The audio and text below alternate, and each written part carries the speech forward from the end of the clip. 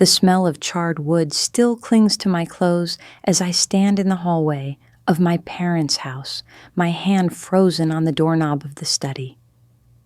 I came here looking for comfort, for support, for the kind of solidarity that family is supposed to provide when your entire world burns down. Instead, I hear my mother's voice cutting through the heavy oak door like a blade. She's just a burden anyway. My hand drops from the doorknob. My breath catches somewhere between my lungs and my throat. Through the narrow gap where the door hasn't quite closed, I can see 3 figures gathered around my father's massive mahogany desk. My parents stand on either side of a man in an expensive charcoal suit, papers spread before them like battle plans. The lawyer, I realize, Marcus Hayes, the family attorney who handled my grandmother's estate. The trust was established specifically for Harper's business ventures, Marcus is saying, his finger tracing down what looks like a legal document. Eleanor was very clear about her intentions when she set this up 8 years ago. My father, Kenneth, waves his hand dismissively. His silver hair catches the afternoon light streaming through the study windows. My mother would want us to help Owen. He's family. He needs this money now, not Harper with her little woodworking hobby. Little woodworking hobby. The words slam into my chest. 8 years of building Harper custom furniture from nothing. 8 years of 16-hour days, splinters in my fingers, sawdust in my hair. 8 years of creating pieces that clients traveled from 3 states away to commission, reduced to a hobby, and by the man who taught me how to use my first hammer when I was 7 years old. Kenneth, Marcus says carefully, the trust specifically names Harper as the sole beneficiary. Eleanor wanted to ensure Harper had resources to build something of her own. Those were her exact words. Something of her own, not to be divided among family members. Eleanor wasn't thinking clearly in her final years, my mother Patricia says, her voice sharp as broken glass. She spoiled Harper, always did. Gave her ideas above her station. Look where that got her. A burned-down workshop and nothing to show for it. I press my back against the hallway wall, my legs threatening to give out beneath me.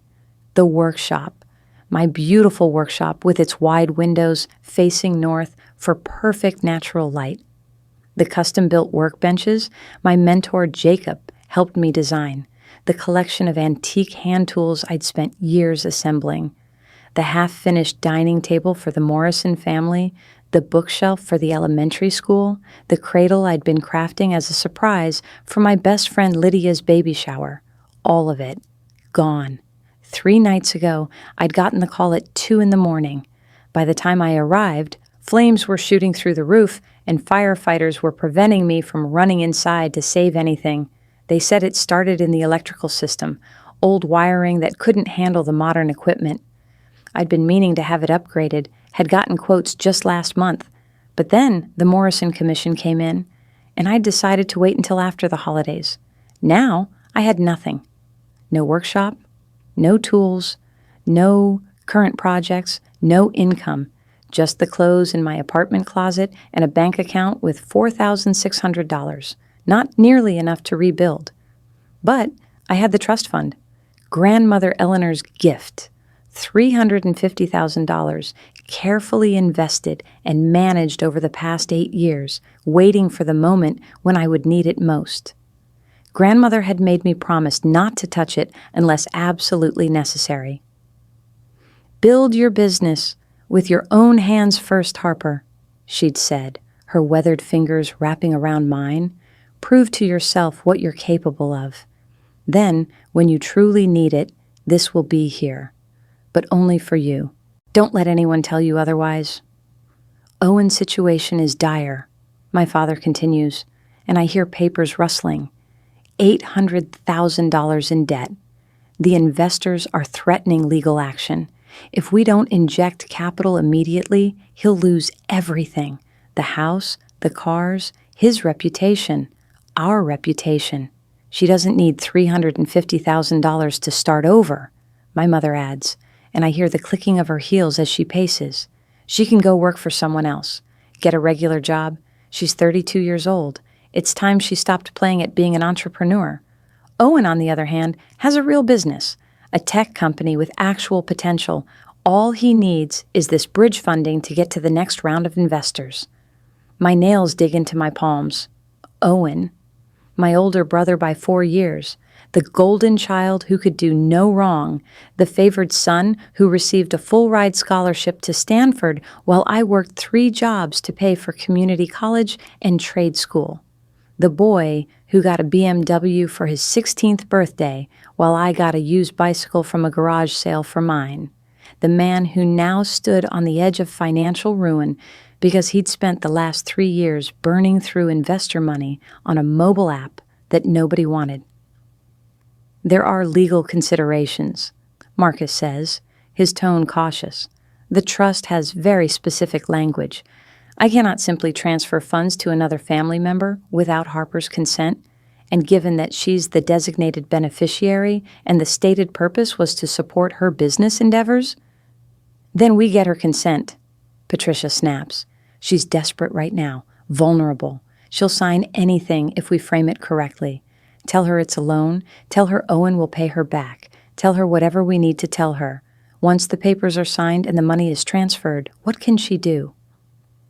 My vision blurs. My own mother plotting to steal my inheritance by exploiting my crisis. My own father nodding along as if this is perfectly reasonable. I think about the hours I spent at Grandmother Eleanor's bedside during her final months, reading to her, holding her hand, listening to her stories about building her own dressmaking business in the 1950s when women weren't supposed to want such things, how she'd fought against her own family's expectations, how she'd succeeded despite them, how she'd wanted that same independence for me. Harper will need to sign in person, Marcus says, and I should advise you that if she later contests this, claiming she was under duress or that you misrepresented. She won't contest it, Kenneth interrupts. Harper is a good girl. She understands family loyalty. She knows Owen needs this more than she does. Besides, her business was barely profitable anyway. Insurance will cover the building damages to some extent. She can use that money to start smaller, something more realistic. Owen, on the other hand, is on the cusp of something major. The next investor meeting could change everything. I've heard this before. The next investor meeting. The next product launch. The next market expansion. Owen had been on the cusp of something major for 3 years now, each promise evaporating like morning mist, each failure requiring more money, more chances, more sacrifice from everyone around him. When should we approach her? Patricia asks. Tonight, Kenneth says firmly. She's coming for dinner. We'll present it as helping her brother, as being practical about her situation. We'll have the documents ready. Marcus, you'll be here to witness the signatures? If that's what you want, Marcus says, and I hear reluctance in his voice. But I must advise. Your job is to execute the legal transfer, not to advise us on family matters. Patricia cuts him off. Harper will sign. She always does what we ask. She's weak that way. Never had Owen's backbone. The room tilts. I grip the doorframe to steady myself. Weak. They think I'm weak. The daughter who put herself through school, who built a business from a single commission to a waiting list of clients, who worked until her hands bled and her back ached because she believed in what she was creating. Weak. Something cold settles in my chest, pushing aside the shock and hurt. It's a clarity I haven't felt in 3 days, not since I stood watching my workshop collapse into glowing embers. My grandmother's voice echoes in my memory, something she'd said during one of our last conversations. Some people will try to take what's yours, Harper. They'll use love, they'll use guilt, they'll use whatever works. But remember this, you don't owe anyone your dreams, not even family, especially not family who doesn't value what you've built. I step back from the door silently, my mind racing. Dinner tonight. They expect me to walk in innocent and unsuspecting, to be vulnerable and desperate enough to sign away my inheritance, to trust that my family has my best interests at heart. But I heard the truth. I know exactly what they think of me, what they've probably always thought of me. The burden, the one with the little hobby, the weak one who always does what she's told. I walk down the hallway on silent feet, past the family photos lining the walls. There I am at 10, gap-toothed and proud, holding up the birdhouse I'd built in my father's garage. Owen beside me with his science fair trophy, my parents' hands on his shoulders. There's my high school graduation, me standing alone while Owen's college graduation photo takes center position, my parents flanking him with beaming smiles. There's Owen's tech company launch party, champagne and celebration. My workshop opening isn't pictured at all. The pattern has always been there. I just didn't want to see it. I let myself out the front door quietly, climbing into my 10-year-old truck, the same truck I'd bought used to haul lumber and materials. The check engine light has been on for 2 months, but it still runs. I sit in the driveway for a long moment, staring at the house where I grew up. The white colonial with black shutters, the perfectly manicured lawn, the oak tree where Owen and I used to climb as children. He always got higher. I always got scolded for trying. My phone buzzes in my pocket. A text from Lydia. "How are you holding up? Still on for coffee tomorrow?" I stare at the message, then type back. "Change of plans. Can you meet me at your office in an hour? I need legal advice, and I need a lawyer who isn't Marcus Hayes." The response comes immediately. "Of course. What happened?" I glance back at the house, at the window to my father's study. "Everything," I type, "and nothing. I'll explain when I see you." As I drive away, I catch sight of myself in the rear-view mirror.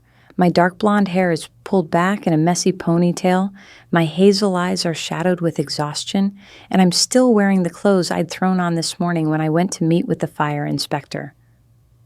But there's something else in my expression, too, something hard and determined that wasn't there 3 days ago. They think I'm weak. They think I'll sign. They think my grandmother's gift, my safety net, my chance to rebuild belongs to Owen because he needs it more, because his dreams matter, and mine don't, because I'm just a burden with a little hobby. I pull out of the driveway and onto the main road, my hands steady on the wheel. My phone sits on the passenger seat, the text exchange with Lydia still visible.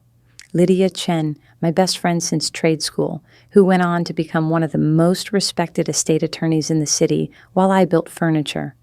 Lydia, who understood what it meant to build something from nothing, who'd been there through every milestone of Harper Custom Furniture's growth.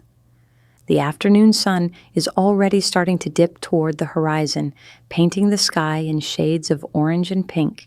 Somewhere behind me, my parents are probably still in the study with Marcus, finalizing their plan, planning the exact words they'll use tonight to convince me to sign, rehearsing their sympathetic expressions, their reasonable arguments about family and practical decisions. They have no idea what I'm about to do because they don't know me at all. Lydia's office is in a converted brick building downtown, her name painted in elegant gold letters on the frosted glass door. Lydia Chen, attorney at law. I've been here countless times before, usually for social visits or to discuss contracts with clients who wanted everything documented properly. But I've never walked through this door feeling the way I do now, like I'm about to draw a line in the sand that can never be uncrossed. She's waiting for me in her office, her black hair swept up in a professional bun, her expression concerned. "Harper, sit down. You look terrible. What happened? Is this about the fire?" I sink into the leather chair across from her desk and tell her everything, every word I overheard through that study door, every dismissive comment about my business, every calculation about how to manipulate me into signing away my inheritance, my mother's cold assessment that I'm just a burden anyway. Lydia's expression darkens with each detail. When I finish, She's gripping her pen so tightly her knuckles have turned white. Those absolute... She stops herself, taking a deep breath. Okay. Let me think about this legally. First question, has anyone contacted you officially about accessing the trust fund? No. Tonight is supposed to be the ambush. Dinner at my parents' house with Marcus Hayes there to witness my signature. They think I don't know. They think I'll walk in desperate and grateful for their help. But you're not going to sign. It's not a question. I'm not going to sign, I confirm. But I need to know what my options are. Can they access the fund without my permission? Can they pressure Marcus Hayes to do something? What if they claim I'm not of sound mind because of the fire trauma? Lydia is already pulling up documents on her computer. Let me look at the trust documentation. Your grandmother had me review it when she first set it up, remember? I was fresh out of law school, and Eleanor wanted a second opinion to make sure everything was ironclad. Her fingers fly across the keyboard. Here it is. The Eleanor Morrison Irrevocable Trust, established 8 years ago. She reads in silence for a few minutes, her eyes scanning the legal language. Then she looks up, and there's something fierce in her expression. Harper, your grandmother was brilliant. This trust is locked down tighter than Fort Knox. You are the sole beneficiary. The funds can only be distributed to you for your use with your explicit written consent. There is no provision for family hardship, no allowance for redistribution, no loophole that allows anyone else to access these funds under any circumstances whatsoever. Relief floods through me, so intense it makes me dizzy. So they can't? They can't do anything without your signature, Lydia confirms. And if they try to coerce you, if they pressure you, if they misrepresent the nature of the documents you're signing, that's fraud. That's financial elder abuse, technically, even though you're not elderly. But the manipulation of a vulnerable person to sign over financial assets under false pretenses, that's prosecutable. Marcus Hayes knows this, I say slowly. He has to know. He's the one who set up the trust. Then, Marcus Hayes is walking a very fine ethical line by participating in this scheme, Lydia says grimly. I should probably report him to the state bar. But first, let's deal with your immediate situation. Are you planning to go to dinner tonight? I've been thinking about this the entire drive over. Part of me wants to confront them immediately, to throw their words back in their faces, to watch them scramble when they realize I know everything. But another part of me, the part that's been building custom furniture for 8 years, knows the value of proper planning. You don't just start cutting wood the moment you conceive a design. You measure, you draw, you think through every angle. I'm going, I say finally, but not the way they expect. Lydia leans forward. What are you thinking? I'm thinking I want them to show me exactly who they are. I want to hear them make their case. I want to see how far they'll go with the manipulation, and I want it documented. You want to record it. Is that legal? California is a 2-party consent state, Lydia says, which means you need everyone's consent to record a conversation, but... She pauses, her expression thoughtful. You have every right to take notes, and if you were to have your phone on the table, openly, and they chose to continue their conversation despite your presence, that's their choice, particularly if you're in your parents' home, not a place where there's a reasonable expectation of privacy from family members. Are you telling me to record them illegally? I'm telling you what the law is, Lydia says carefully. What you do with that information is your choice. But Harper, if you're going to fight this, you need to fight smart. Document everything. Get everything in writing. Don't let them twist your words later. She pulls out a legal pad and starts writing. Here's what I recommend. Go to dinner. Let them make their pitch. Tell them you need time to think about it. Do not sign anything, no matter what they say. If they pressure you, if they try to rush you, that's actually evidence of coercion. Then come back here tomorrow morning and we'll start building your defense. Defense against what? They can't force me to sign. No, but they can make your life very difficult. They can contest the trust. They can claim undue influence from your grandmother. They can drag this through courts for months or years, which means your funds are frozen while the legal battle plays out. They can also, and this is the part that worries me most, they can sabotage your insurance claim from the fire. My stomach drops. How? Your father owns the building your workshop was in, right? You were renting from him? Below market rate, I say slowly, realizing where this is going. He said it was to help me get started. I've been paying him $500 a month for 8 years. The building is probably worth a lot more than that in rental income, Lydia finishes, which means he has an interest in how the insurance claim is handled. And if he's as motivated as he sounds to get money for Owen, he might be tempted to complicate your claim. Late paperwork, disputes about what was in the building, questions about whether you had proper business insurance versus his building insurance. The pieces fall into place with sickening clarity. I've been paying him rent, but he never gave me a formal lease.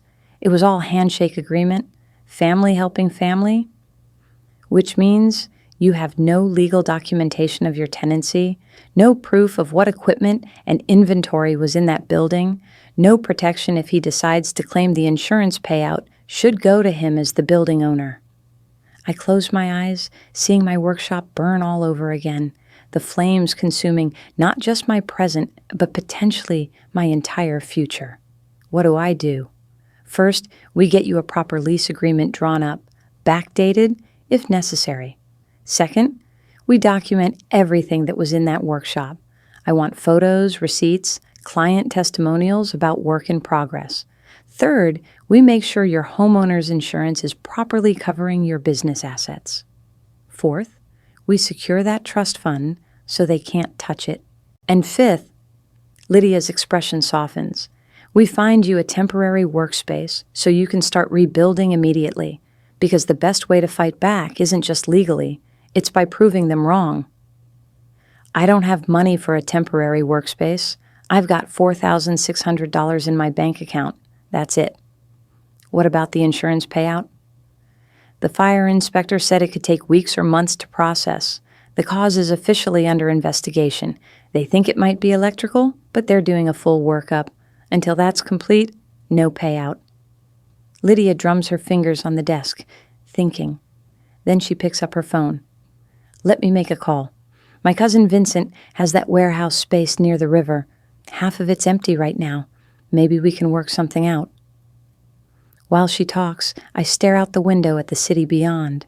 Somewhere out there, Owen is probably in his expensive downtown loft, the one he bought with his first round of investor funding, completely unaware that his parents are trying to steal my inheritance to save him. Or maybe he does know. Maybe he's in on it. Maybe this has been the plan all along, waiting for the right moment when I'd be desperate enough to be manipulated. Lydia hangs up with a satisfied smile. Vincent says you can use the south section of his warehouse, rent-free for 3 months. It's raw space, needs some work, but it's got good bones. High ceilings, plenty of natural light from the skylights. After 3 months, if you want to stay, you'll work out a proper rental agreement. But this gives you time to get back on your feet. Tears prick at my eyes, the first I've allowed since watching my workshop burn. Lydia, I can't. Yes, you can, and you will, because that's what real family does. They help each other without expecting something in return. They don't call your life's work a hobby. They don't scheme to steal your inheritance.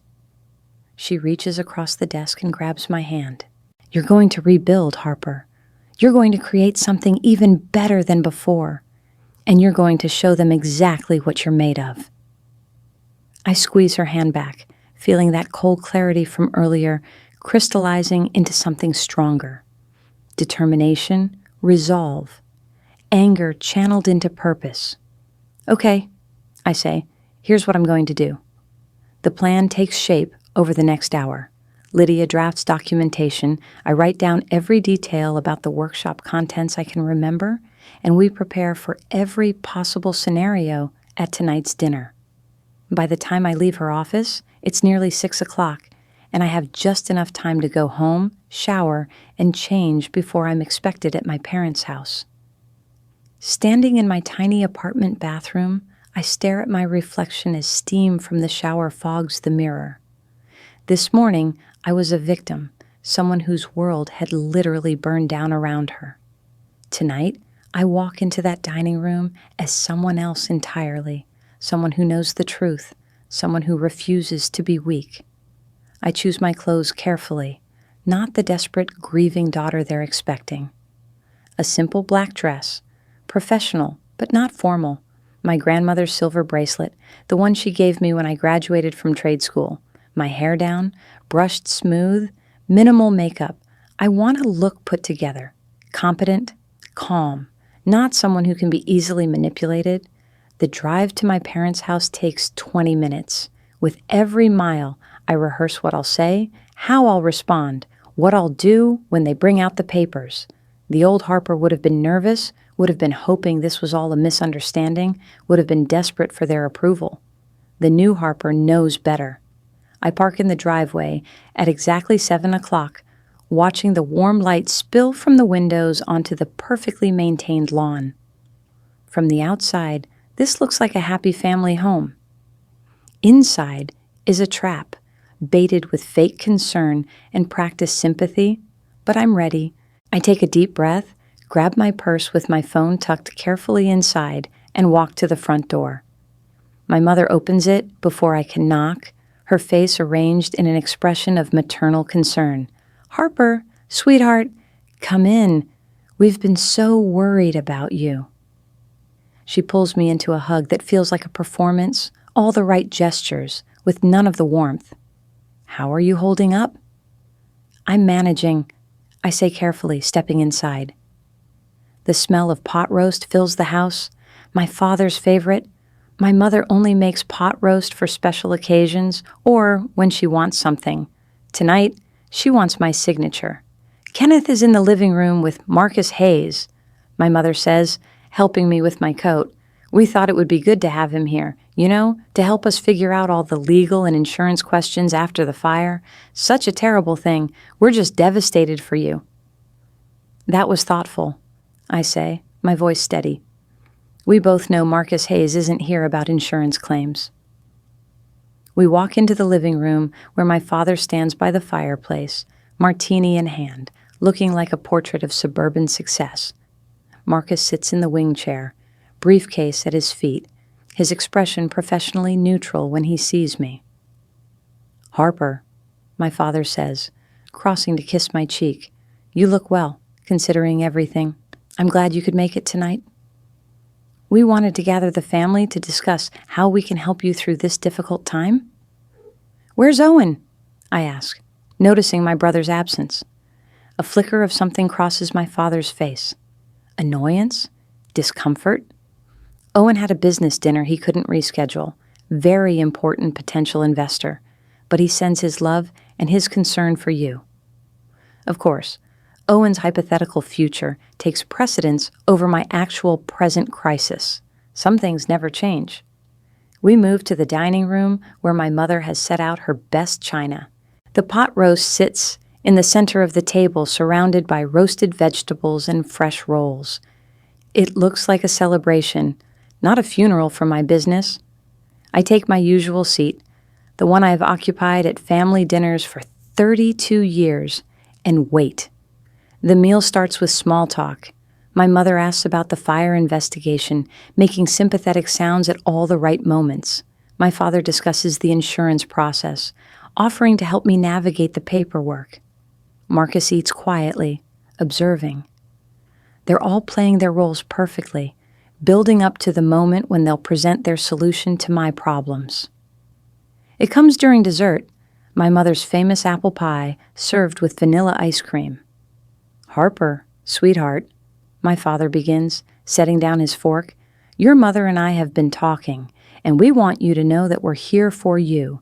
We know how devastating this fire has been. Your business, your equipment, everything you've worked for, it's gone." "Not gone," I correct gently, "temporarily set back." Of course, he says quickly, temporarily set back. And that's what we want to talk to you about. How to help you move forward, how to help you make smart decisions about your future. That's very kind of you.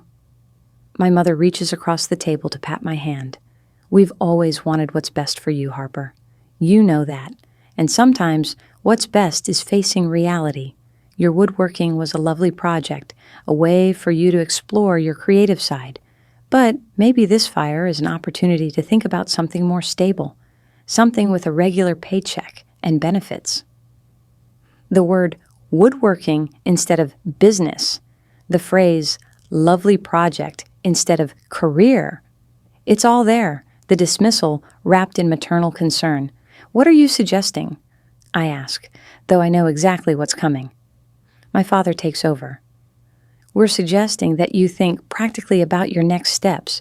The insurance will take months to pay out if it pays at all. Starting over will cost hundreds of thousands of dollars. Equipment alone. Do you have any idea how much it would cost to replace everything you lost? I have a pretty good idea, I say quietly. I spent 8 years acquiring that equipment. Exactly, my mother says, missing the steel in my voice entirely. 8 years to build up, and now you'd have to start from scratch. At your age, Harper, is that really what you want? Another 8 years of struggle? I'm 32, not 50. But you're not getting any younger, my father says, and you're not married. No prospects on that front, no children. This could be your chance to finally settle down, find a nice corporate position, maybe in interior design or furniture sales, something that uses your skills but provides security. Interior design, furniture sales, taking what I create with my own hands and turning it into someone else's product, abandoning everything I built to become a cog in someone else's machine.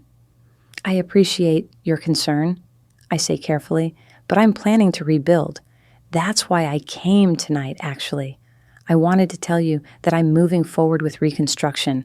I've already found a temporary workspace, and I'm going to start replacing equipment as soon as the insurance payout comes through. My parents exchange glances. This isn't going according to script. Harper, my mother says, her voice sharpening slightly, be realistic. Where are you going to get the money for equipment? For materials? For rent? You can't possibly have significant savings, not with what you were making. Grandmother's trust fund, I say simply, watching their faces. Marcus Hayes shifts in his seat, the first real movement he's made since dinner began. My father's expression smooths over too quickly, becoming carefully neutral. Ah, my father says, the trust fund, that's actually something we wanted to discuss with you. Marcus is here tonight because we have a proposal, a way that the trust fund could help not just you, but the whole family. Here we go. You see, my father continues, setting down his wine glass, Owen is in a bit of a difficult position right now. His business is at a critical juncture. He needs bridge financing to get to the next round of investment. Nothing major, nothing permanent, just enough to keep operations going for another 6 months until the next investors come through. How much? I ask, though I already know. $800,000. I let the number hang in the air between us. $800,000. More than twice what I have in the trust fund. More than I would need to completely rebuild my workshop. An amount that would entirely wipe out my grandmother's gift and still fall short of saving Owen's failing company. That's a significant amount, I say neutrally. It is, my father agrees, which is why we're proposing something that would help both of you. You loan Owen $350,000 from the trust. He uses it to secure his business to get to the next investor round. Then, when that funding comes through, he pays you back with interest. Generous interest, maybe 15-20%. You'd actually make money on the deal. And in the meantime, I ask, while I'm waiting for Owen to pay me back, how do I rebuild my workshop? That's the beauty of this plan, my mother says, leaning forward eagerly. You don't. Not right away. You take some time. Really think about what you want. Maybe get a job, something stable, live off your salary, let the trust money work for you by helping Owen. Then, when he pays you back, You'll have even more than you started with. So I'm supposed to put my life on hold, watch my business die, and hope that Owen's next investor meeting finally works out? My voice is still calm, still reasonable, after 3 years of the next investor meeting being just around the corner. My father's expression hardened slightly. That's unfair, Harper. Owen is building something revolutionary. These things take time. My business took time too, 8 years of time, and now it's gone. Which is why you need to be practical.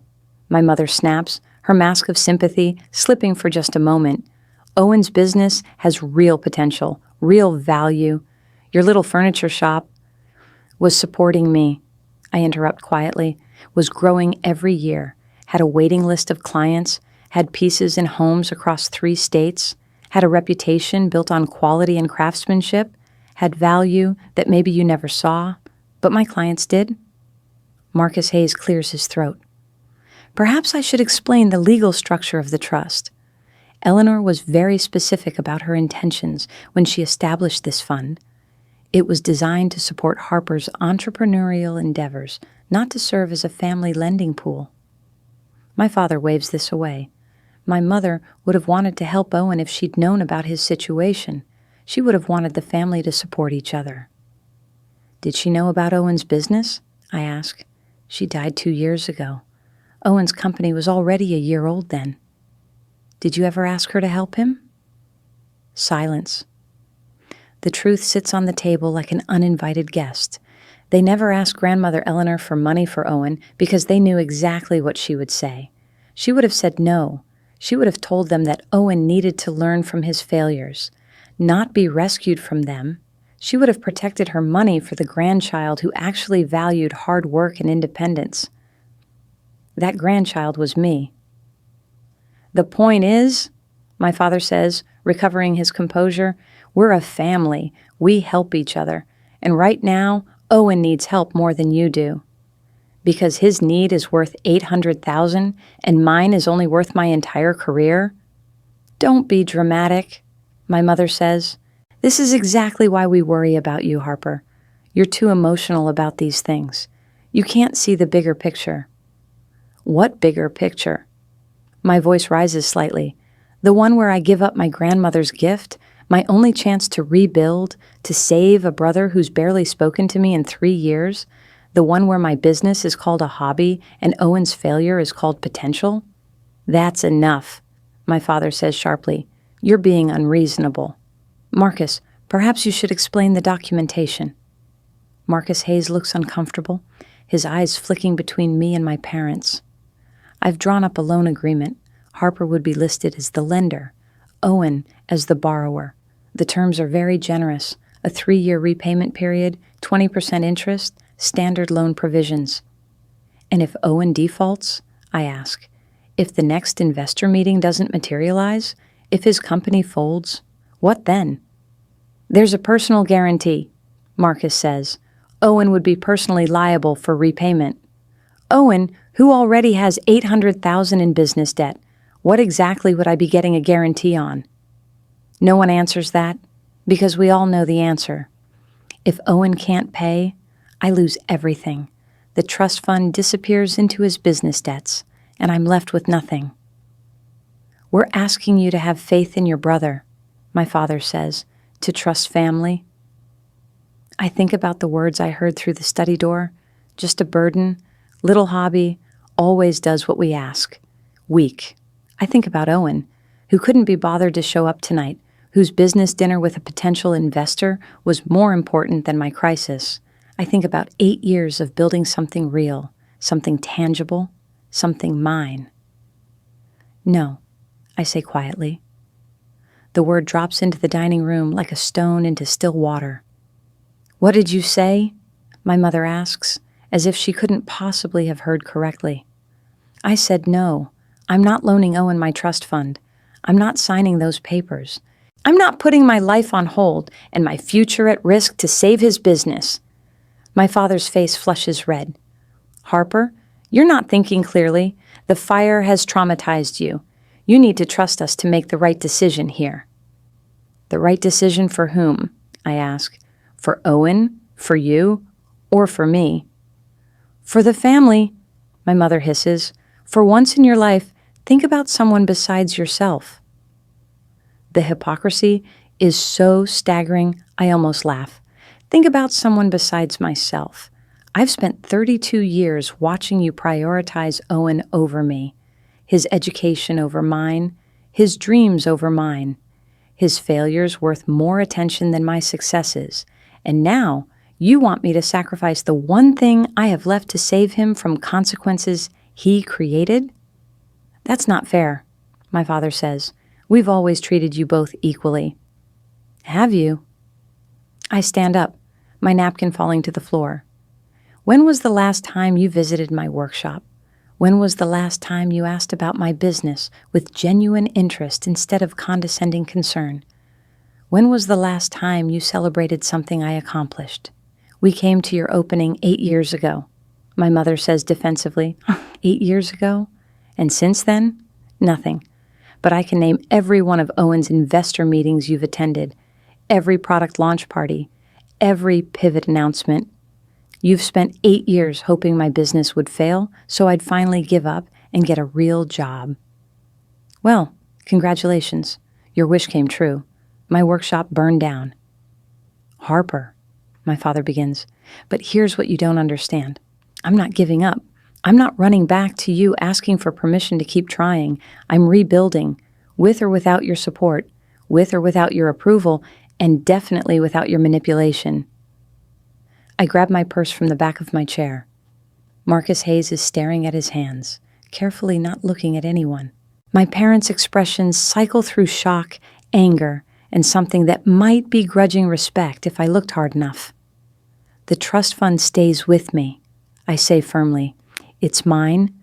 Grandmother Eleanor gave it to me specifically for this purpose. Not to loan to Owen, not to save his failing business, to build mine. And that's exactly what I'm going to do. You're making a mistake, my mother says, her voice cold. A huge mistake. Don't expect us to bail you out when you fail. I won't, I say.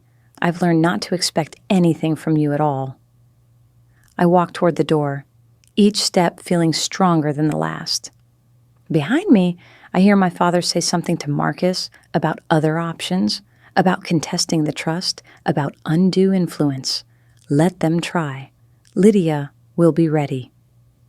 As I reach for the doorknob, my mother's voice stops me. If you walk out that door, Harper, you're choosing to alienate yourself from this family. Is that really what you want? I turn back to face her. She's standing in the dining room doorway, backlit by the chandelier, looking every inch the matriarch defending her family's interests. But I see her clearly now, perhaps for the first time. Not as my mother, but as someone who never saw me as anything more than an obligation, an afterthought, a burden. You know what, Mom? I say softly. I think you alienated me from this family a long time ago. I just didn't realize it until now. I walk out into the night, closing the door on the life I thought I had, opening another to one I'm about to build. My hands don't shake as I drive away. My vision doesn't blur with tears. Instead, I feel remarkably clear, remarkably certain. I pull over 2 blocks from my parents' house and call Lydia. How did it go? She answers immediately. Exactly as predicted. They wanted me to loan the entire trust fund to Owen. When I said no, they tried guilt, manipulation, and threats. Did you record anything? Every word is on my phone. They probably don't even realize I had it on the table the whole time. Good. Come by my office first thing tomorrow. We're going to lock down that trust fund so tight they'll need a nuclear weapon to get through the protections. And Harper? Yeah? I'm proud of you. That took real courage. After we hang up, I sit in my truck for a long moment, watching the suburban neighborhood around me. Lights glow in windows, families gathered for evening activities, the comfortable routine of people who fit into their designated slots without questioning. I used to think that's what I wanted, to fit in, to be accepted by my family, to have their approval mean I was succeeding. I don't want that anymore. I want what my grandmother had. the courage to build something of my own, even when everyone said I shouldn't, the independence to make my own choices, even when those choices meant standing alone, the strength to value my own dreams as much as anyone else's. I drive to the warehouse district where Lydia's cousin Vincent has offered me temporary space. Even in the dark, I can see the potential. The building is old brick, probably from the 1920s, with tall windows and a solid structure. I park and walk around the perimeter, imagining where I'll set up workbenches, how I'll organize the space, what equipment I'll purchase first, a new workshop, not a replacement for what I lost, but something different, something I build with clear eyes and firm purpose, without the weight of constantly seeking approval that will never come. My phone buzzes with a text from an unknown number. "This is Vincent Chen. Lydia gave me your number. Keys to the warehouse are hidden under the planter by the north entrance. Place is yours starting now. Good luck." I find the keys exactly where he said, the metal cold in my palm. The warehouse door swings open with a creak, and I step inside. The space is vast and empty, echoing with possibility. Moonlight streams through the high windows, illuminating the scarred wooden floor and exposed brick walls. Dust motes dance in the silvery light. This is mine. No father who owns the building and can complicate my insurance claim. No family who can walk in uninvited and pass judgment on my work. No one who can take it away from me or diminish what I create here. I walk through the space slowly, my footsteps echoing in the emptiness. There's no equipment yet, no tools, no materials, just potential, just possibility, just the future waiting to be built. And I'm going to build it. Not for my parents' approval, not to prove Owen wrong, not even to honor my grandmother's memory, though that's part of it. I'm going to build it for me. Because 8 years ago, I started with nothing but determination and a few borrowed tools. I built Harper Custom Furniture from a single commission into something real, something valuable, something that mattered. The fire took the physical space, the equipment, the current projects, but it didn't take my skills. It didn't take my reputation. It didn't take my determination. And now I know something I didn't know 3 days ago. I'm stronger than I thought. I'm braver than I believed. And I'm done letting other people define what my dreams are worth. I pull out my phone and start making a list. Equipment I need, materials to order, clients to contact, insurance forms to file, legal protections to establish. It's overwhelming, the sheer amount of work ahead. But it's mine, my work, my choice, my future. A text from my father. "You're making a terrible mistake. Call me when you come to your senses." I delete it without responding. Another text, this time from an unknown number that I eventually realize must be Owen. "Seriously? You won't help your own brother? What kind of person are you?" I delete that one too. Then a text from Lydia. "Vincent says you found the keys. How does the space look?" "Like home," I type back, "like a fresh start." "Good. Tomorrow we fight. Tonight, you dream. What are you going to build in that warehouse?" I look around at the empty space, seeing not what is, but what could be. My mind fills with designs, with projects I've been wanting to tackle, with innovations I haven't had room to explore in my old workshop, a proper finishing room, a dedicated space for hand tools, area for the large-scale pieces that require more room. Maybe even a small showroom section where clients can see finished work. "Something better than before?" I text back. "Something that's entirely mine?" "That's my girl. Get some rest. Big day tomorrow." But I don't leave the warehouse yet. I sit on the dusty floor in a patch of moonlight, letting the enormity of the last few days wash over me. 3 days ago, I watched my workshop burn.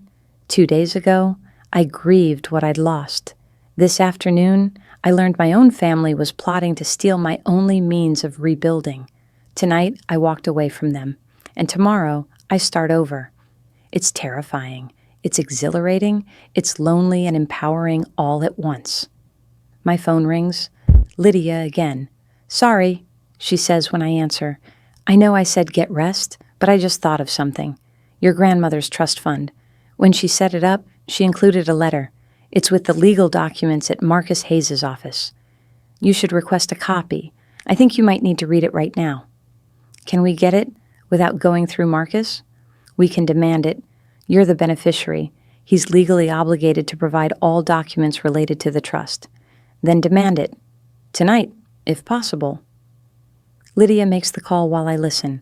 There's some back and forth, some legal language I don't fully understand, but eventually she puts the phone on speaker.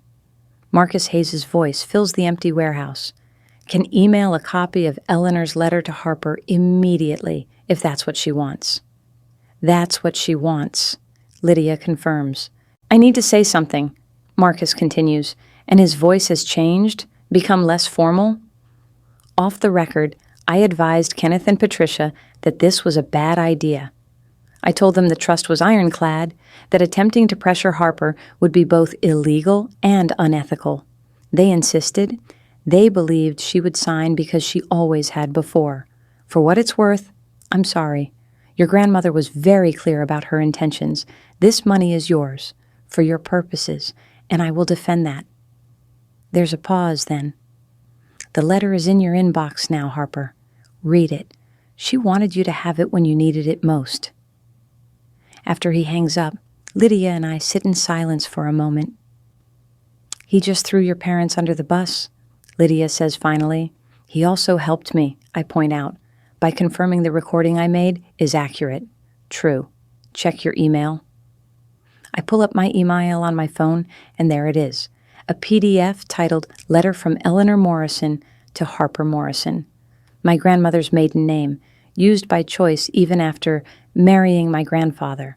A small act of independence in a time when women didn't keep their names. I open the file, and my grandmother's handwriting fills the screen. She must have written this shortly before her death, the letters shaky but determined. "My dearest Harper," it begins. "If you're reading this, it means you've needed to access the trust fund I set up for you. It also probably means that someone in the family has tried to make you feel guilty about using money that is rightfully yours. Knowing my daughter Patricia, she's likely told you that you're being selfish. Knowing Kenneth, he's probably suggested you should be more practical. And knowing how I raised your mother, I can guess that she never quite learned the lessons I tried to teach her about independence and self-worth. So, let me be very clear. This money is yours, not the family's, not to be loaned to siblings or parents or anyone else who thinks their needs supersede your dreams. Yours. I was 22 when I opened my first dress shop in 1953. Everyone told me I was being foolish. Women didn't own businesses then, at least not women from nice families who were supposed to marry well and raise children. My own parents threatened to disown me. My sisters called me selfish for pursuing my ambitions instead of settling down. I opened the shop anyway. I worked 16-hour days. I learned to sew better than anyone in 3 counties. I saved every penny. And eventually, my little foolish dream became a successful business that supported me for 40 years. But here's what I learned. The people who tell you to be practical are usually the people who gave up on their own dreams and can't stand to watch you succeed where they failed. The people who call you selfish are usually the people who want you to sacrifice yourself for their comfort. The people who diminish your accomplishments are usually the people who are threatened by your independence. Don't let them make you small, Harper. Don't let them convince you that your dreams matter less than anyone else's. Don't let them take what I'm giving you and use it for someone who doesn't value what you've built. I've watched you over the years, the way you light up when you talk about your work, the pride you take in each piece you create, the satisfaction you find in building something with your own hands. That's real. That matters. That's worth protecting. Your mother never understood why I worked when I didn't have to. She grew up comfortable because of my business, but she wanted me to stop. to be a traditional mother and grandmother. She wanted me to make my life smaller so she could feel more important. I refused. I see the same pattern with you. Patricia wants you to give up because your success makes her uncomfortable. It reminds her of choices she didn't make, paths she didn't take. But that's not your problem. That's hers. So use this money. Build something magnificent. Create pieces that make people stop and stare. Be bold. Be ambitious. Be exactly who you are without apology. And remember, you don't owe anyone your dreams, not even family, especially not family who can't celebrate your victories. I'm so proud of you, Harper. I always have been. Now go make me prouder. With all my love, Grandmother Eleanor. I read the letter 3 times, tears streaming down my face in the dark warehouse. Lydia has been silent on the phone, giving me space to process. She knew, I finally say. She knew exactly what would happen. She knew your family, Lydia says gently, and she made sure you'd have what you needed when the moment came. I look around the empty warehouse again, but this time I don't see emptiness. I see my grandmother's trust in me. I see 8 years of work that taught me I could do this. I see a future I'm going to build with my own hands, one board at a time. Tomorrow, I tell Lydia, we lock down the trust fund. We make sure no one can touch it. We set up legal protections that would make Fort Knox jealous. And then I start rebuilding. Tomorrow, Lydia agrees. But tonight, go home, get some sleep. You're going to need your strength. I drive home slowly, my grandmother's words echoing in my mind. By the time I reach my apartment, I'm exhausted, but also strangely energized. I fall asleep almost immediately. And for the first time in 3 days, I don't dream about fire. I dream about wood and tools and the smell of fresh sawdust. I dream about creating. The next morning, I wake to 17 missed calls from my parents and 12 text messages from Owen. I delete them all without reading and head to Lydia's office. The next 6 weeks blur together in a frenzy of activity. Lydia works legal magic, establishing protections around the trust fund that would require an act of Congress to breach.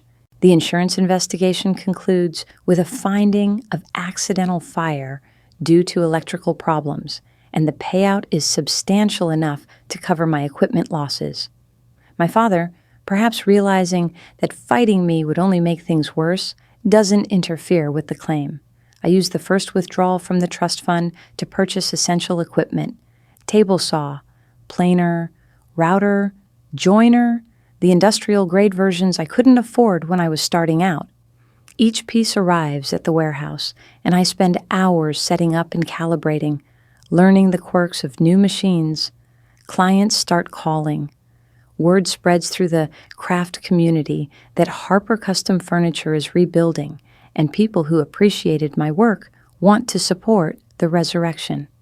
I take on smaller projects first, getting back into the rhythm of creating, rediscovering the satisfaction of transforming raw lumber into functional art.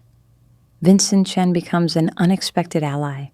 His warehouse isn't just space, it's a community of makers and artisans. There's a metalworker in the north section, a textile artist in the east wing, a ceramicist who set up kilns in the loading bay. We share tools, trade skills, help each other with projects that require multiple hands. It's what I thought family was supposed to be like, people supporting each other because they genuinely value what everyone brings. My parents make one more attempt at contact, a formal letter from a different attorney threatening to contest the trust on grounds of undue influence. Lydia responds with a letter so thoroughly destroying their legal position that they never raise the issue again. Marcus Hayes submits an affidavit confirming my grandmother's clear mental state and explicit intentions when establishing the trust. The matter dies quickly. Owen's company folds 3 months after our disastrous dinner. I hear about it through mutual acquaintances, not from him directly. The investors pulled out The debt became unmanageable, and he had to declare bankruptcy. My father, I learned, secretly mortgaged their house to give Owen money, which is now gone. The house they've lived in for 35 years is at risk. Part of me, the old Harper, the one who desperately wanted their approval, feels guilty. If I'd loaned Owen the money, maybe this wouldn't have happened. But I remember my grandmother's letter. You don't owe anyone your dreams. And I remember standing in my parents' hallway, hearing my mother call me a burden, hearing them plan to manipulate me into sacrificing everything I had. I don't reach out. I don't offer help. I focus on my work. By month 4, the new workshop is fully operational. I've completed a dozen projects, each one better than the last. My hands remember the work, even if the tools are new. The muscle memory of planning and cutting and joining and finishing comes back like a familiar language. The first major commission arrives in month 5. A local restaurant wants custom tables and chairs for their complete redesign, 30 pieces total. It's the kind of project that could establish my reputation not just as a survivor of the fire, but as someone whose work has evolved, become stronger. I spend weeks on the designs, incorporating techniques I've been wanting to try, pushing my skills further than I ever have before. The restaurant owner loves the concepts, and I begin work. This is when I learn that losing everything and rebuilding from nothing changes you in ways you don't expect. I'm not the same craftsperson I was before the fire. I'm better, more confident, willing to take risks I wouldn't have taken before because I've already survived the worst thing I could imagine. I've already lost it all and proven I could rebuild. What else is there to be afraid of? The pieces I create for the restaurant are the best work I've ever done. Clean lines mixed with unexpected organic details. Traditional joinery elevated with modern design. Each piece is both functional and sculptural, utilitarian and beautiful. When the installation is complete, the restaurant owner stands in the empty dining room, surrounded by my furniture, and cries.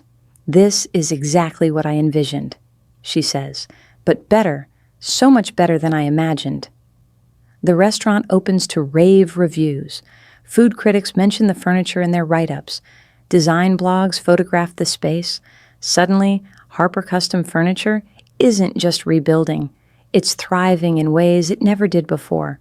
New commissions pour in, not just local clients, but people from other states who see the restaurant photos and want that same blend of traditional craftsmanship and contemporary design. I hire my first employee, a recent trade school graduate named Alex, who reminds me of myself 8 years ago, hungry to learn and willing to work hard. Month 8, I get a call from a furniture magazine. They want to feature my story, the workshop that burned and rose from the ashes, the craftsperson who rebuilt and came back stronger. I almost say no, still carrying some lingering fear of attention, of putting myself forward. Then I think about my grandmother, opening her dress shop in 1953, about her refusing to make herself small to comfort others. Yes, I tell the magazine, I'll do the interview. The article comes out 2 months later. It's honest and thorough, discussing not just the fire and the rebuild, but the family conflict I had to navigate, the choice I made to prioritize my own future over family pressure. The writer frames it as a story about independence and the courage to stand alone, about defining success on your own terms rather than accepting someone else's definition. The day the magazine hits stands, my phone rings, an unknown number. I almost don't answer, but something makes me pick up. "Harper, it's Owen." I haven't spoken to my brother in almost a year. His voice sounds different, older, more uncertain. Not the confident tech entrepreneur who was too busy for dinner, but someone who's been humbled by failure. "What do you want, Owen?" I ask, my voice neutral. "I read your article, the one in the furniture magazine." I wait. He called me so he can explain why. I wanted to say I'm sorry for everything, for not showing up when your workshop burned, for being okay with mom and dad pressuring you to give me money, for taking your success for granted while demanding everyone's sacrifice for my failures. The apology hangs in the air between us. Part of me wants to accept it immediately, to forgive and move forward. That's the old Harper, the one who desperately wanted family harmony. But the new Harper, the one who rebuilt herself from ashes, needs more than words. What happened to your company? I ask. It failed? Completely? I had to declare bankruptcy. Lost everything. The loft, the car, all of it. I'm living with mom and dad again, working at an electronics store while I figure out what's next. I'm sorry to hear that. No, you're not. He laughs bitterly. And you shouldn't be. I was an arrogant asshole who thought I was too smart to fail. Turns out I wasn't. Owen, let me finish. I read your article and I saw the photo of your new workshop. It's incredible, Harper. Better than the old place. And I realized something. You actually built something real, something that mattered, something that lasted.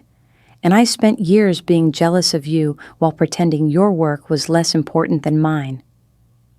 This is more honesty than my brother has shown me in our entire lives. I don't know what to do with it. Why are you calling?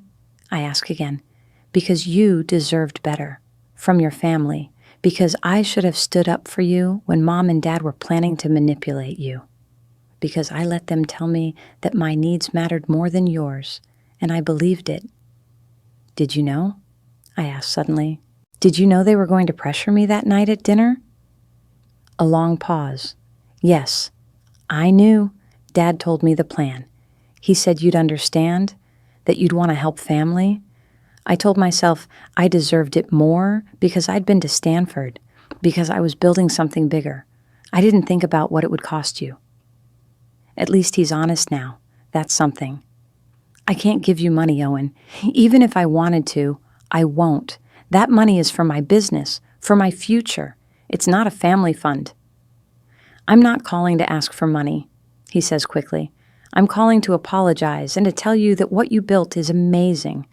I'm proud of you, even if I never said it before, even if I spent years being too self-absorbed to notice.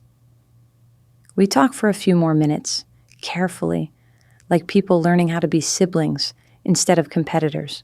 When we hang up, I don't know if our relationship will ever fully heal, but it's a start.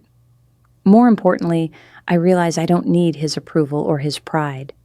It's nice to have, but I don't need it. I built this without him. I'll continue building without him. And if he wants to be part of my life, he has to accept that I'm not the little sister who needs his guidance or his family's approval. I'm Harper Morrison, owner of Harper Custom Furniture, craftsperson, business owner, survivor. Month 12 arrives, 1 year since the fire destroyed my workshop. Lydia suggests we mark the occasion with a proper grand opening of the new space, inviting clients and press to see what I've built. I agree, planning a small event, maybe 20 or 30 people. The response is overwhelming. Over 100 people RSVP. The warehouse becomes a showcase, not just for my furniture, but for the entire maker community Vincent has fostered in the building. The metalworker displays sculptures, the ceramicist sets up a wheel for demonstrations, the textile artist hangs installations that transform the industrial space into something almost magical. The night of the grand opening, I stand in the workshop section wearing my grandmother's bracelet and a dress Lydia helped me pick out. Not trying to be someone I'm not, but also not hiding in sawdust-covered work clothes. Confident, professional, proud of what I've created. Clients come, press comes, even some competitors come, offering respect for what I've rebuilt. The restaurant owner who gave me that first major commission brings her entire staff. Alex, my employee, beams with pride, showing people around the space. Vincent Chen raises a glass for a toast. A year ago, Harper came to me asking for space to rebuild. I gave her an empty warehouse, and she turned it into this. Not just a workshop, but a community. Not just a business, but an inspiration. To Harper, who proves that sometimes the best thing that can happen is being forced to start over with clear eyes and a determined heart. Everyone drinks, everyone applauds, and I feel something I haven't felt in years: belonging. Not to a family that never valued me, but to a community of people who understand what it means to create, to build, to persist despite obstacles. Late in the evening, as the party winds down, a couple approaches me. They're older, probably in their 60s, and there's something familiar about the woman's face. "Harper," she says, "we haven't met, but I knew your grandmother Eleanor. We owned businesses on the same street in the 50s. I just wanted to tell you that Eleanor would be so proud of what you've accomplished. She talked about you all the time, about how you had her spirit, her determination. She was right." The woman hands me a small box. "Eleanor gave this to me years ago, asked me to give it to you if I ever got the chance. She said you'd know when you needed it." Inside the box is a brass door plate, worn with age. It reads, "Eleanor Morrison, dressmaker, independent since 1953. She wanted you to have it for your workshop." The woman explains, "To remind you that you come from a long line of women who built their own way." I can barely speak through my tears. I clutch the door plate, feeling the weight of my grandmother's faith in me, her belief that I would someday stand exactly where I'm standing, independent, successful, uncompromising. After everyone leaves, after Lydia helps me clean up, after the warehouse falls quiet, I install the door plate next to my new workshop entrance, Eleanor Morrison's name beside mine, a legacy of independence passing from one generation to the next. I take a photo and send it to Owen. No caption necessary. He responds immediately, "She'd be proud. I am too." Then, surprisingly, a text from my father. "Your mother and I saw the article, the photos. We were wrong, Harper, about a lot of things. If you're willing, we'd like to talk. No pressure, no expectations, just talk." I stare at the message for a long time. Part of me wants to ignore it, to maintain the boundaries I've drawn, to protect the peace I've found. Another part of me remembers my grandmother's words about being bold and ambitious and uncompromising, but also her capacity for forgiveness when people genuinely tried to change. I don't respond immediately. Instead, I sit in my workshop, surrounded by tools and lumber and the smell of sawdust, and think about what I want my future to look like, not just professionally, but personally. Do I want complete separation from my family, or do I want to see if relationships can be rebuilt, like furniture from salvaged wood, different than the original, but potentially stronger for the reconstruction? The next day I call Lydia. "My father wants to talk. No pressure, no expectations. Just talk." "What do you want to do?" she asks. "I don't know. Part of me doesn't trust it. Part of me wonders if people can actually change." "They can," Lydia says, "but only if they're willing to do the work. The question isn't whether they can change. It's whether you want to give them the opportunity to try." I think about this for several days. Finally, I send a response to my father. "I'm willing to talk, but it has to be on my terms, in my space. And you need to understand that I'm not the daughter who needed your approval anymore. I'm the woman who rebuilt without it. If you can accept that, we can talk." His response comes an hour later. "We'll come to you. Just tell us when." The meeting is awkward. My parents arrive at the warehouse on a Saturday morning, looking uncomfortable in the industrial setting. My mother's heels click on the concrete floor. My father's eyes dart around, taking in the equipment, the projects in progress, the sheer scale of what I've built. We sit at a table I built myself, drinking coffee from mugs I bought at the ceramicist's studio. For a long time, nobody speaks. "This is impressive," my father finally says, gesturing around the space. "Really impressive, Harper. I had no idea it was this scale." "You would have known if you'd ever visited," I say simply. Not accusatory, just factual. My mother flinches, but doesn't argue. "You're right. We should have been more interested, more supportive, more present in your life. Why weren't you? I asked the question I've carried for 32 years. My parents exchange glances. My father speaks first. I think we saw so much of my mother in you, and that scared us. Eleanor was so independent, so determined to do things her own way. She refused to let anyone tell her what she should want or who she should be. And your mother and I, we like things orderly, predictable. You were chaos. You were questions we didn't have answers for. So it was easier to focus on Owen, I say, because he fit the plan you had. Yes, my mother says quietly, and we were wrong. We were trying to protect you from what we saw as inevitable failure, but really, we were protecting ourselves from watching you succeed at something we didn't understand. The night of the dinner, I say, when you tried to get me to sign over the trust fund, did you actually believe I'd just do it? My father looks ashamed. We believed you'd do what you'd always done, put family first, even if it hurt you. We were counting on you being the person we'd raised you to be. Weak, I say, remembering my mother's word from the study. My mother's eyes fill with tears. I said terrible things I didn't mean, or maybe I did mean them at the time, but I shouldn't have.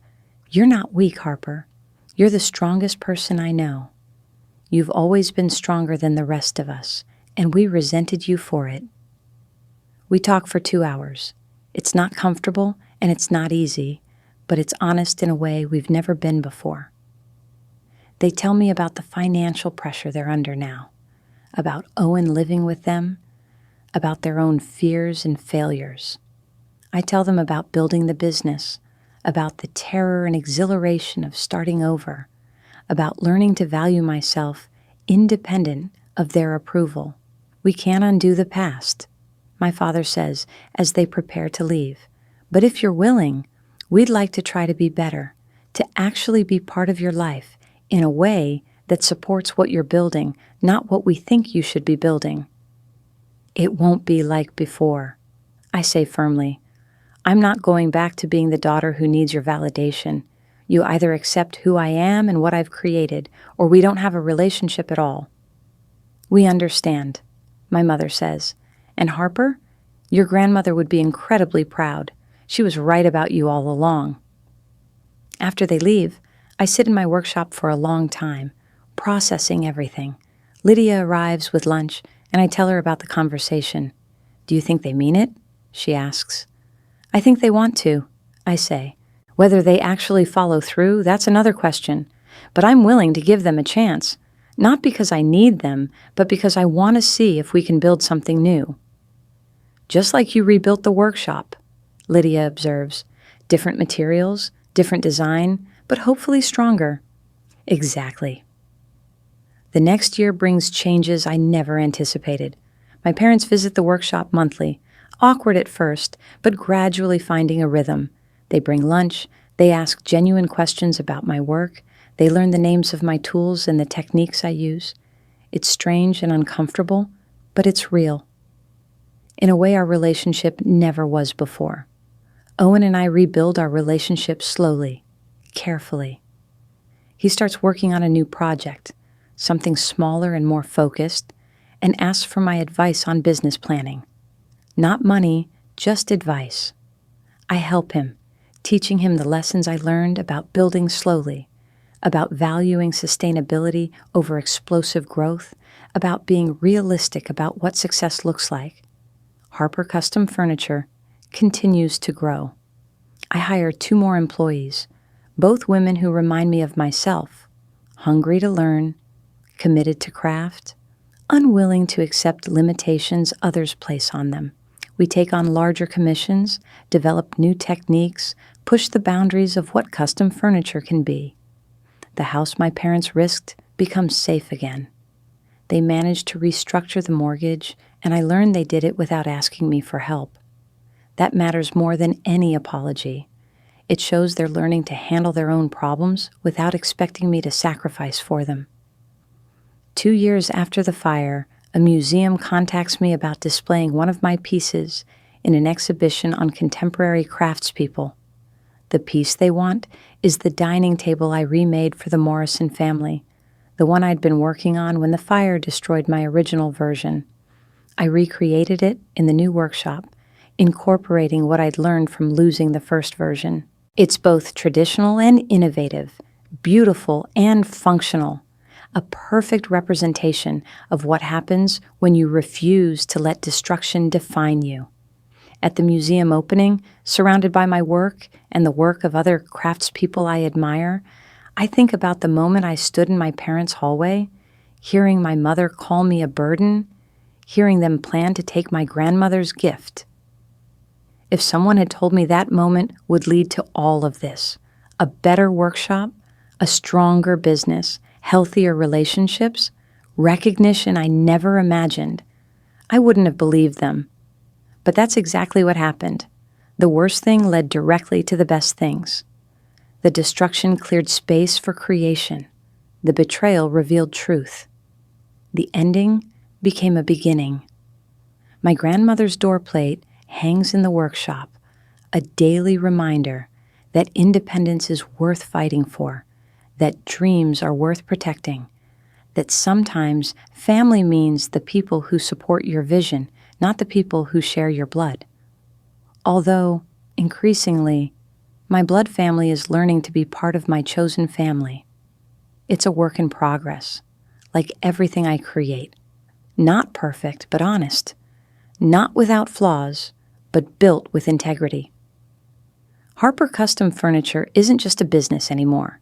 It's a statement, a declaration, a legacy being written one piece at a time by hands that refuse to stop creating, by a woman who learned she was stronger than she ever imagined, by a craftsperson who rebuilt from ashes and made something beautiful from destruction.